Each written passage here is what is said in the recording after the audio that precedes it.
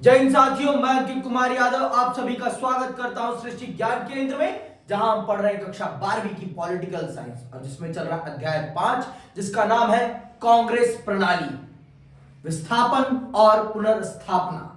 कैसे कांग्रेस प्रणाली इस देश पर अपने आप को स्थापित करती है और कैसे वो बिखरती है और फिर कैसे वो पुनर्स्थापित होती है, उसे इस समय कालखंड में कौन सी चुनौतियों का सामना करना पड़ता है, कैसे ये समस्या खड़ी होती है। इन सब बातों के बारे में हम आज चल रहे हैं विस्तार पूर्वक जानने और समझने कि कांग्रेस के सामने ये चुनौती आती कैसे है, कैसे कांग्रेस बिखर जाती है और फिर कैसे कांग्रेस एकजुट होगी। इन सब बातों को हम इस अध्याय में बहुत विस्तार से पढ़ेंगे। देखिए, आप चाहें या ना चाहें, आपको इस देश के इतिहास को जब भी आप पढ़ेंगे तो आपको कांग्रेस को पढ़ना ही पड़ेगा, क्योंकि कांग्रेस और भारत का इतिहास एक दूसरे से नत्थी है, नत्थी।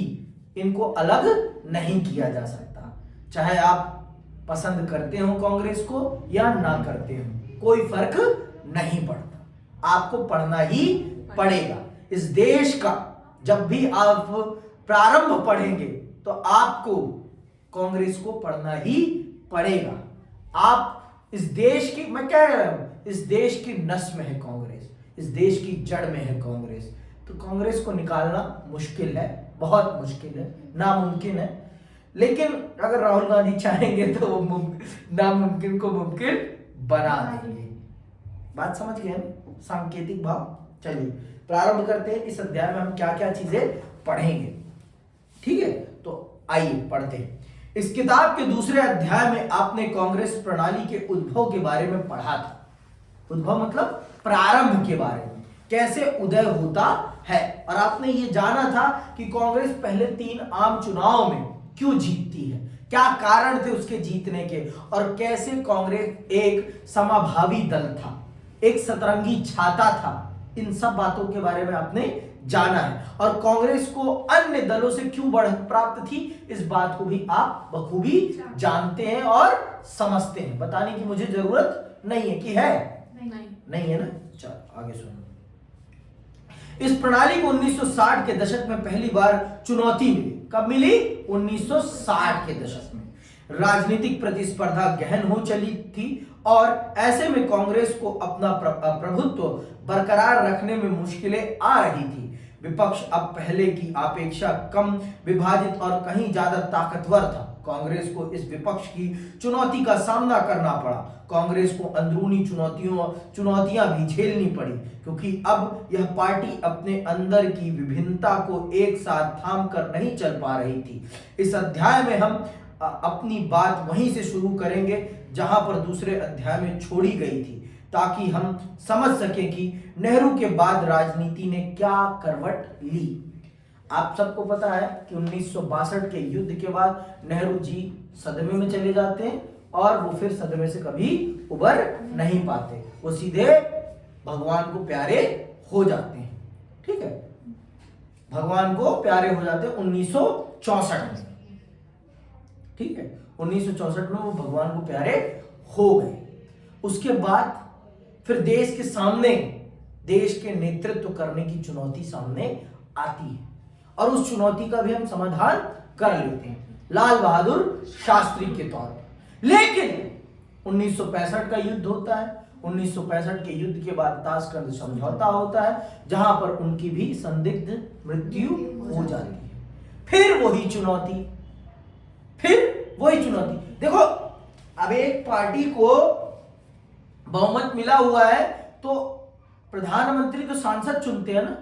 जब कांग्रेस के पास बहुमत है तो प्रधानमंत्री, अब नेहरू जी मरे तो नया प्रधानमंत्री भी कांग्रेस से ही आएगा, कोई और से नहीं आएगा। हाँ, मंत्री परिषद पूरा भंग हो जाएगा, ये सब फिर से नए तरीके से स्ट्रक्चर्ड होगा, लेकिन जिस पार्टी की सरकार है उसी पार्टी की सरकार रहेगी, ऐसा कुछ नहीं होगा। देखिए, दुर्भाग्य ये शब्द मैं आपको समझाने के लिए प्रयोग कर रहा हूं, इसमें मेरी कोई इंटेंशन नहीं। अगर माननीय प्रधानमंत्री जी को कुछ होता है एट ए प्रेजेंट टाइम तो भाजपा की सरकार नहीं चली जाएगी, भाजपा की सरकार नहीं जाने वाली, उन्हीं में से किसी, भाजपा में से ही या फिर उनका जो गठबंधन है एनडीए में से ही किसी को प्रधानमंत्री नियुक्त कर दिया जाएगा। क्यों? क्योंकि एनडीए के पास क्या है? बहुमत है। एनडीए के पास बहुमत है, इसलिए चुनाव नहीं हो रहा, उसी में से चयनित किया जाता। तो लाल बहादुर शास्त्री जी की मृत्यु के बाद फिर कांग्रेस के सामने या कहिए देश के सामने फिर अपना नेतृत्व चुनने की चुनौती आती है, और उसका भी समाधान कांग्रेस के वरिष्ठ नेता करते हैं और इंदिरा गांधी को प्रधानमंत्री के तौर पर प्रोजेक्ट करते हैं। फिर 1967 का चुनाव आ जाएगा और 1967 के चुनाव में इंदिरा गांधी के नेतृत्व में कांग्रेस लड़ेगी और ये कांग्रेस की सबसे खराब परफॉर्मेंस होगी। अभी तक जितने भी चुनाव हुए थे उनमें सबसे खराब परफॉर्मेंस कांग्रेस की होगी, लेकिन केंद्र में सरकार उसी की बनती है।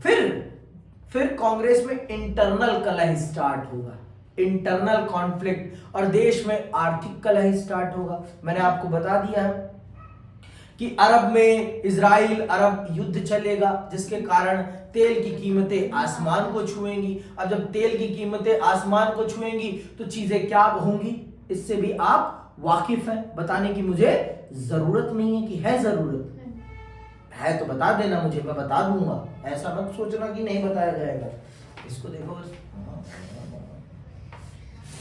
विपक्ष की एकता और खुद के बिखराव ने कांग्रेस के प्रभुत्व को कैसे चुनौती दी, विपक्ष ने अपने आप को कैसे एकजुट किया और इसने किस प्रकार से कांग्रेस को चुनौती दी, ये भी आप बखूबी समझेंगे इस अध्याय में। इंदिरा गांधी के नेतृत्व में एक नई कांग्रेस किस तरह इन चुनौतियों से उभरी, ये भी आप जानेंगे, और कैसे नई नीतियों तथा विचारधाराओं ने कांग्रेस प्रणाली की पुनर्वापसी की।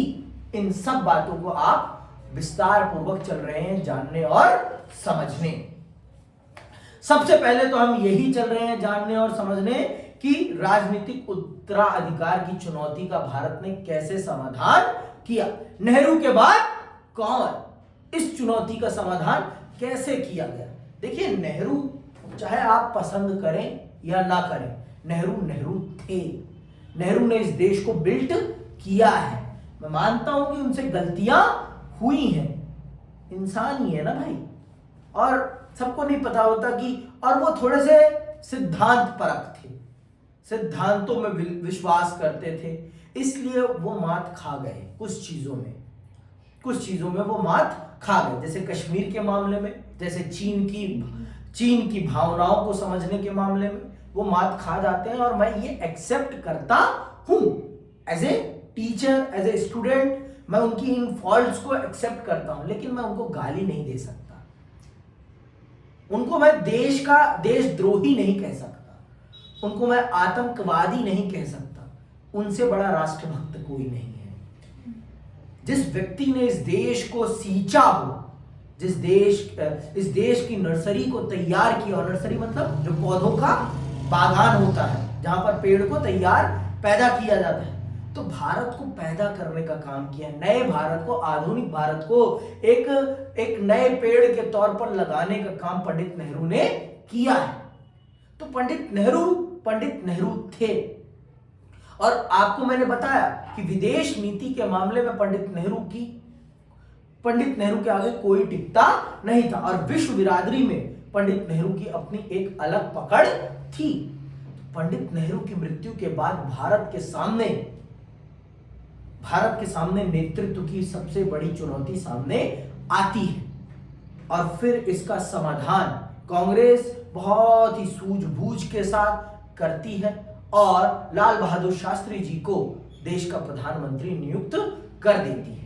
लाल बहादुर शास्त्री जी भी अच्छा देश चला रहे होते हैं, उनके नेतृत्व में हम हरित क्रांति करते हैं, उनके नेतृत्व में हम पाकिस्तान को मठिया मेट कर देते हैं, उनके नेतृत्व में हम एक नई दिशा और दशा की तरफ जा रहे होते हैं। लेकिन कहते हैं ना, जब दुर्भाग्य है तो है, जो लिखा है वो होकर रहेगा, और ताशकंद समझौता होता है, और ताशकंद समझौते के दौरान उनकी रात में संदिग्ध मृत्यु हो जाती है। आज तक नहीं पता चल पाया कि उनकी मृत्यु का क्या कारण रहा है। ये बताया जाता है कि हार्ट अटैक आया था उनको, लेकिन आज तक इसकी पुष्टि नहीं हुई है। इसकी पुष्टि नहीं की गई है। समझ में आई बात? आगे सुनिए। फिर उसके बाद फिर कांग्रेस के सामने वही चुनौती, कांग्रेस मतलब देश के सामने, क्योंकि कांग्रेस ही मुख्य पार्टी थी और उसके पास ही देश में सबसे बड़ा बहुमत था, इसीलिए मैं कांग्रेस शब्द यूज कर रहा हूं। ठीक है, तो फिर कांग्रेस के सामने वही चुनौती। फिर कांग्रेस के वरिष्ठ नेता, सिंडिकेट है उसमें एक उसमें क्या है? सिंडिकेट। सिंडिकेट क्या है? वरिष्ठ नेताओं, कांग्रेस के वरिष्ठ नेताओं का संगठन है कांग्रेस के अंदर ही। तो वो लोग इंदिरा को प्रधानमंत्री के तौर पर प्रोजेक्ट करते हैं और वो प्रधानमंत्री बन जाती है सिंडिकेट की मदद से। अब फिर चुनाव आने वाला होता है तो इंदिरा गांधी भी शांत रहती हैं, चीजों को समझती हैं, बूझती हैं, और 1967 में जब चुनाव होता है कांग्रेस जीतती है, केंद्र में फिर सरकार बनाती है, लेकिन बहुत सारे राज्यों में वो सरकार से बाहर हो जाती है क्योंकि गठबंधन बहुत मजबूत हो गया था उस टाइम। आपके समाजवादी नेता डॉक्टर राम मनोहर लोहिया और भी बड़े विपक्षी नेताओं ने एकजुट होकर कांग्रेस के खिलाफ एक अच्छा विपक्ष तैयार कर लिया था और उसके माध्यम से उन्होंने एक बड़ी बेल्ट को कांग्रेस मुक्त बना दिया था। उस समय कहा जाता दिल्ली से लेकर हावड़ा तक अगर आप ट्रेन में बैठते हैं तो आप कांग्रेस मुक्त प्रदेशों से होकर जाएंगे, मतलब इन प्रदेशों में कांग्रेस की सरकार नहीं है। अभी ये सारी बातें मैं आपको पढ़ाऊंगा बहुत विस्तार पूर्वक। तो चलिए पहले ये जानते हैं और समझते हैं कि राजनीतिक उत्तराधिकार की चुनौती का भारत ने कैसे सामना किया और कैसे इस चुनौती से भारत ने अपने आप को बाहर निकाला। ठीक है, तो आइए पढ़ते हैं। 1964 के मई में नेहरू की मृत्यु हो गई। 1964 में मई में पंडित नेहरू की मृत्यु हो जाती है और उसके बाद भारत पर राजनीतिक उत्तराधिकार की चुनौती का प्रश्न चिन्ह खड़ा हो जाता है कि नेहरू के बाद अब भारत का नेतृत्व कौन करेगा, कौन संभालेगा इस उभरते हुए भारत की बागडोर को, कौन संभालेगा? बताओ वंशिका, कौन संभालेगा? आप ही बताएं। वे पिछले 1 साल से भी ज्यादा समय से बीमार चल रहे थे। इससे नेहरू के राजनीतिक उत्तराधिकार को लेकर बड़े अंदेशे लगाए गए कि नेहरू के बाद कौन। लेकिन भारत जैसे नव स्वतंत्र देश में इस माहौल में एक और गंभीर सवाल हवा में तैर रहा था, नेहरू के बाद आखिर इस देश में होगा क्या? पूरे विश्व बिरादरी को यह शंका थी कि नेहरू के बाद ये देश कोलैप्स कर जाएगा। तो अगर नेहरू नहीं रहेंगे तो ये देश कोलैप्स कर जाएगा। कोलैप्स मतलब बिखर जाएगा। लेकिन ऐसा कदापि नहीं हुआ क्योंकि नेहरू ने अपने समकक्ष बहुत लोगों को सींचा था, बहुत लोगों को नेता बनाया था। उन्होंने कभी नेता बनाने में कोई कोर कसर नहीं छोड़ी। नेतृत्व करने का कौशल उन्होंने बहुत लोगों में डाला था। समझ में आई बात? तो वो चीज पूरी दुनिया के मुंह पे तमाचा मारने का काम करते हैं लाल बहादुर शास्त्री जी कांग्रेस पे, क्योंकि कांग्रेस ने ही अपने संसदीय दल के माध्यम से उन्हें देश का प्रधानमंत्री बनाया था। ठीक है, देखो नेहरू के बाद 2 लोग प्रमुख तौर पर आएंगे सामने, एक मोरारजी देसाई और एक पंडित लाल बहादुर शास्त्री जी। मोरारजी देसाई को कांग्रेस सिंडिकेट पसंद नहीं करता था, जिस कारण से उनको न बनाकर शास्त्री जी को प्रधानमंत्री बनाया जाता था, क्योंकि शास्त्री जी का नेचर बहुत ही सरल स्वभाव का था, बहुत ही मतलब आप कह सकते हैं शिष्ट भाव था। मतलब शिष्टाचार के मामले में उनसे ज्यादा आप ये कहिए कि ईमानदार व्यक्ति, देश के प्रति समर्पित व्यक्ति इस राष्ट्र में आज तक कोई नहीं हुआ। उनकी जितनी ईमानदारी इस देश ने कभी देखी ही नहीं है। इतने ईमानदार व्यक्ति थे वो। एक रेल हादसा होगा और उस रेल हादसे की जिम्मेदारी वो खुद लेंगे और पद से इस्तीफा दे देंगे। ये है शास्त्री जी, ये है शास्त्री जी। समझ में आई बात? शास्त्री जी कोई छोटे मोटे इंसान नहीं थे, वो गांधी के पक्के फॉलोअर थे, पक्के फॉलोअर। गांधी का रास्ता वो पूरी तरीके से अपनाते थे अपने जीवन में। तो शास्त्री शास्त्री हैं, नेहरू नेहरू हैं और इंदिरा इंदिरा है। ठीक है, देखो इंदिरा के पास एक राजनीतिक लेगेसी है, उनके दादा भी बहुत बड़े पॉलिटिशियन थे, उनके पिता, फिर वो खुद। ठीक है, और वो गांधी के औरे में पली बढ़ी थी। ठीक है, आगे सुनो।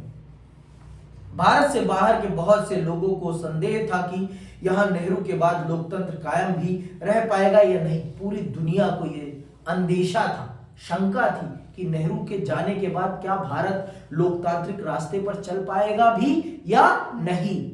लेकिन हमने वो सब करके दिखाया है जिस पर दुनिया हम पर सवाल कर रही थी कि भारत टिक पाएगा या नहीं टिक पाएगा, कर पाएगा या नहीं कर पाएगा। हमने इस सब के मुंह पर ताला लगाने का काम किया है। हमने वो करके दिखाया है जो कोई और नहीं कर पाया। ठीक है, आगे सुनिएगा। दूसरा सवाल इसी संदेह के दायरे में उठा था। आशंका थी कि बाकी बहुत से नवस्वतंत्र देशों की तरह भारत भी राजनीतिक उत्तराधिकार का सवाल लोकतांत्रिक ढंग से हल नहीं कर पाएगा। असफल रहने की सूरत में भय था कि सेना राजनीतिक भूमिका में उतर आएगी। इसके अतिरिक्त इस बात को लेकर भी संदेह थे कि देश के सामने बहुविध कठिनाइयां आन खड़ी हैं और नया नेतृत्व उसका समाधान खोज पाएगा या नहीं। इन सब चुनौती, इन सब अंदेशे, दुनिया के अन्य लोग ये सारे अंदेशे लगा रहे थे कि क्या भारत में लोकतंत्र रह पाएगा या नहीं, या फिर और अन्य नवस्वतंत्र देशों की तरह भारत में भी सेना प्रभावशाली हो जाएगी।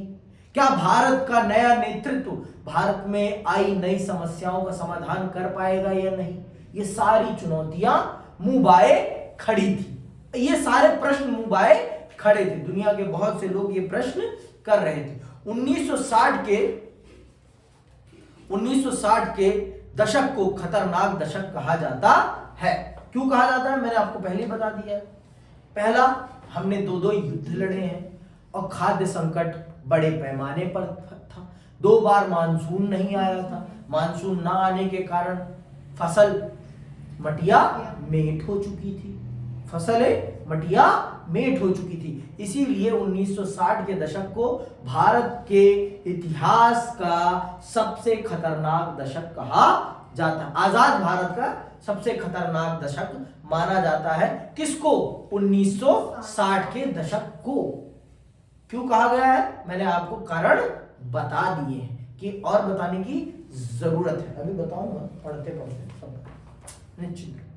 क्योंकि गरीबी, गैर बराबरी, सांप्रदायिक और क्षेत्रीय विभाजन आदि के सवाल अभी अनसुलझे थे। संभव था कि इन सारी कठिनाइयों के कारण देश में लोकतंत्र की परियोजना असफल हो जाती अथवा खुद देश ही बिखर जाता। ऐसी समस्याएं थी।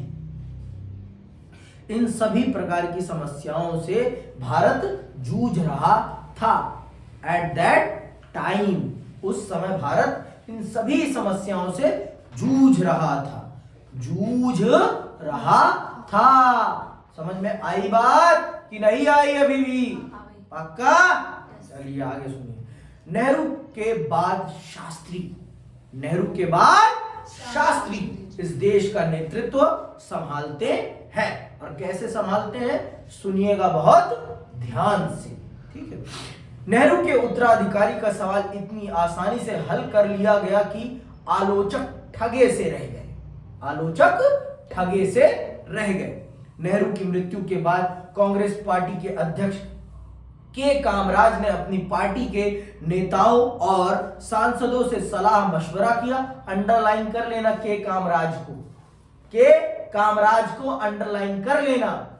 ये व्यक्ति कोई मामूली व्यक्ति नहीं है। ये वो व्यक्ति है जिसने तमिलनाडु की दिशा और दशा को बदल दिया है। समझ में आई बात? के कामराज कोई मामूली व्यक्ति नहीं है। ठीक है, आगे सुनिए। के कामराज ने अपनी पार्टी के नेताओं और सांसदों से सलाह मशवरा किया। उन्होंने पाया कि सभी लाल बहादुर शास्त्री के पक्ष में हैं। शास्त्री कांग्रेस संसदीय दल के निर्विरोध नेता चुने गए और इस तरह वे देश के प्रधानमंत्री बने। शास्त्री उत्तर प्रदेश के थे और नेहरू के मंत्रिमंडल में कई सालों तक मंत्री रहे थे। उनको लेकर कभी किसी किस्म का विवाद नहीं उठा था। अपने आखिरी सालों में नेहरू उन पर ज्यादा से ज्यादा निर्भर होते गए थे। शास्त्री अपनी सादगी और सिद्धांत निष्ठा के लिए प्रसिद्ध थे। एक दफा वे एक बड़ी रेल दुर्घटना की नैतिक जिम्मेवारी स्वीकार करते हुए रेल मंत्री के पद से इस्तीफा दे चुके थे। तो ये है शास्त्री, बहुत ही सिद्धांत निष्ठ, बहुत ही ज्यादा, मतलब अपने वचन के, अपने शब्दों के पक्के हैं शास्त्री। ऐसे थे शास्त्री जी। शास्त्री जी मतलब एक नंबर व्यक्ति। कद छोटा था लेकिन विचार बहुत ऊंचे थे उनके। समझ में आई बात? इसी छोटे कद के व्यक्ति ने पाकिस्तान को घुटने टेकने के लिए मजबूर कर दिया। घुटने टेकने के लिए मजबूर कर दिया कि बैठ पाकिस्तान, तू मेरे घुटने पे बैठ, तू अपने घुटने पे बैठ, मेरे सामने मजबूर करा है। तो लाल बहादुर शास्त्री जी को लेकर अयूब खान बहुत फालतू भी बोलते थे। अयूब खान ही थे ना इनके साथ, है ना? बहुत फालतू बोलता था, बहुत बदतमीज। शास्त्री 1964 से 1966 तक देश के प्रधानमंत्री रहे। शास्त्री जी बहुत छोटी अवधि के लिए रहे, लेकिन इनके शासनकाल में भारत ने बहुत बड़े परिवर्तन देखे। भारत ने हरित क्रांति करी। भारत ने अपने आप को सेल्फ डिपेंडेंट बनाया। किस सेक्टर में? भोजन के सेक्टर में। खाद्य संकट से भारत को बाहर निकालने में शास्त्री जी की बहुत बड़ी भूमिका है। ठीक है, इस पद पर वे बड़े कम दिनों तक रहे, लेकिन इसी छोटी अवधि में देश ने दो बड़ी चुनौतियों का सामना किया। भारत चीन युद्ध के कारण पैदा हुई आर्थिक कठिनाइयों से उबरने की कोशिश कर रहा था। साथ ही मानसून की असफलता से देश में सूखे की स्थिति थी। कई जगहों पर खाद्यान्न का गंभीर संकट आन पड़ा था। फिर 1965 में पाकिस्तान के साथ भी युद्ध करना पड़ा। इसके बारे में आपने पिछले अध्याय में पढ़ा था। शास्त्री जी ने जय जवान जय किसान का नारा दिया, जिससे इन दोनों चुनौतियों से निपटने के उनके दृढ़ संकल्प का पता चलता है। मतलब शास्त्री जी ने जय जवान और जय किसान का नारा देकर ये भारत को बता दिया कि भारत की प्रगति अगर होगी तो इन्हीं दोनों के कंधों पर होगी। किसान अगर अपने हल को अपने कंधे पर रखकर सही ढंग से इस देश की जमीन को जोत देगा तो इस देश को कभी खाद्यान्न संकट का सामना नहीं करना पड़ेगा। और अगर इस देश का सैनिक अपने कंधे पर रखी बंदूक का निशाना अपने दुश्मन के माथे पर लगा देगा तो इस देश की सुरक्षा को कभी कोई चुनौती नहीं दे सकेगा। और दोनों ने अपनी जिम्मेदारियों को निभाया और भारत को इन दोनों समस्याओं से उबार दिया। भारत ने 1965 के युद्ध में पाकिस्तान को ऐसी पटकनी दी कि पाकिस्तान फिर कभी उठ नहीं सका। भारत की तरफ फिर उसने कभी वो गंदी नजर नहीं उठाई 71 में उठाई, फिर उठाई है। लेकिन देखो पाकिस्तान में सबसे बड़ा कारण है कि वहां पर ना पॉलिटिकल स्टेबिलिटी नहीं है, वहां डेमोक्रेटिक स्टेबिलिटी नहीं है। और डेमोक्रेटिक पॉलिटिकल स्टेबिलिटी ना होने के कारण पाकिस्तान एक बर्बाद देश है। पाकिस्तान की बर्बादी का सबसे बड़ा कारण ही यही है कि वहां किसी के प्रति कोई जवाबदेही नहीं है। हमारे देश में ऐसा नहीं है। हमारे देश में देश की सरकार की जवाबदेही देश की जनता के प्रति है और देश की जनता को जवाब देना पड़ता है। तो शास्त्री जी के नेतृत्व में भारत ने दोनों प्रकार की समस्याओं का सामना किया और भारत का गौरव फिर से शास्त्री जी ने पूरे आसमान पर पहुंचा दिया। आगे सुनिए। प्रधानमंत्री के पद पर शास्त्री बड़े कम दिनों तक रहे। 10 जनवरी 1966 को ताशकंद में अचानक उनका देहांत हो गया। ताशकंद तब भूतपूर्व सोवियत संघ में था और आज यह उज्बेकिस्तान की राजधानी है।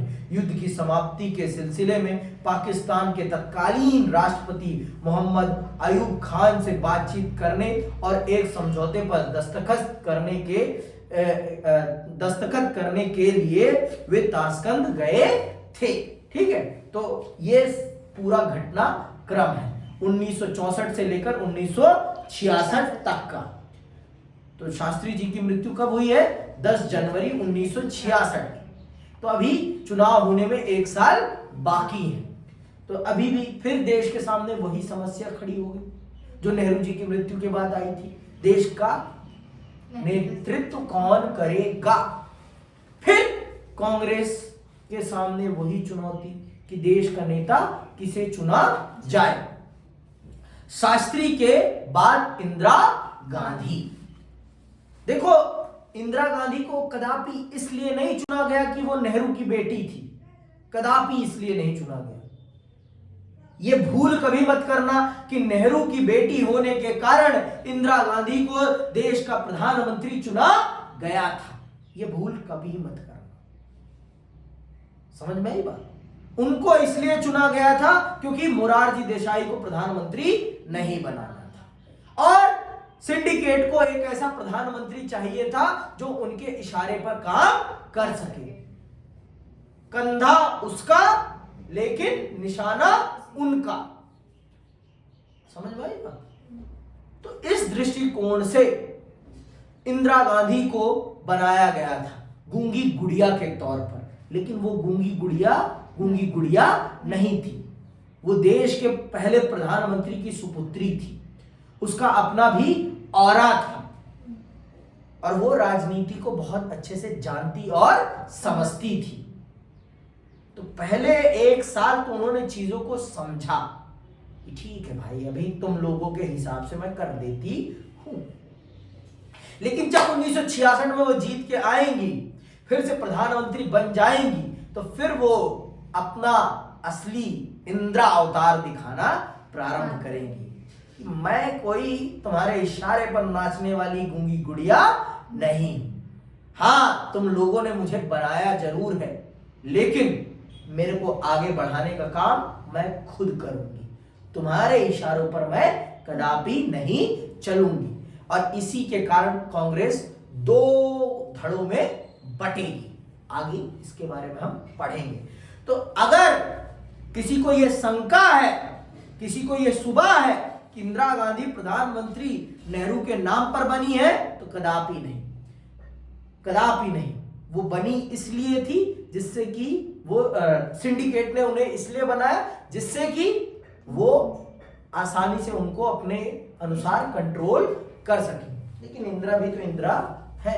ये देखिए, ये इमेज इसी चीज को शो कर रही है कि ये मोरारजी देसाई भाग ही रहे हैं, वहां इंदिरा गांधी को सिंडिकेट ने प्रधानमंत्री बना दिया है। ठीक है, सुनिए। शास्त्री की मृत्यु से कांग्रेस के सामने दोबारा राजनीतिक उत्तराधिकारी का सवाल उठ खड़ा हुआ। इस बार मोरारजी देसाई और इंदिरा गांधी के बीच कड़ा मुकाबला था। सुन रहे हो ना? सिंडिकेट मोरारजी देसाई को कदापि पसंद नहीं करता था, क्योंकि मोरारजी देसाई अपने आप में एक कुशल नेता थे और वो किसी के इशारे पर चलने वाले व्यक्ति नहीं थे। समझ में आई बात? वो अपने आप में मतलब उनको भी पॉलिटिकली वो बहुत ही वेल नोन पर्सन थे। पॉलिटिकली उनकी पकड़ थी, अच्छी थी।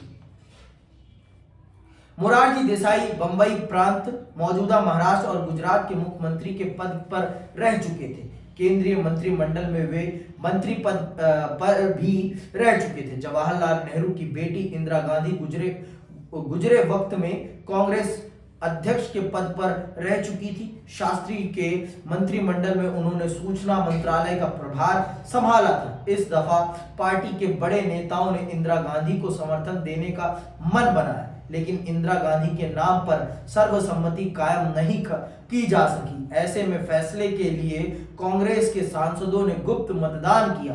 इंदिरा गांधी ने मोरारजी देसाई को हरा दिया। उन्हें कांग्रेस पार्टी के 2/3 से अधिक सांसदों ने अपना मत दिया था। नेतृत्व के लिए गहन प्रतिस्पर्धा के बावजूद पार्टी में सत्ता का हस्तांतरण बड़े शांतिपूर्ण ढंग से संपन्न हो गया।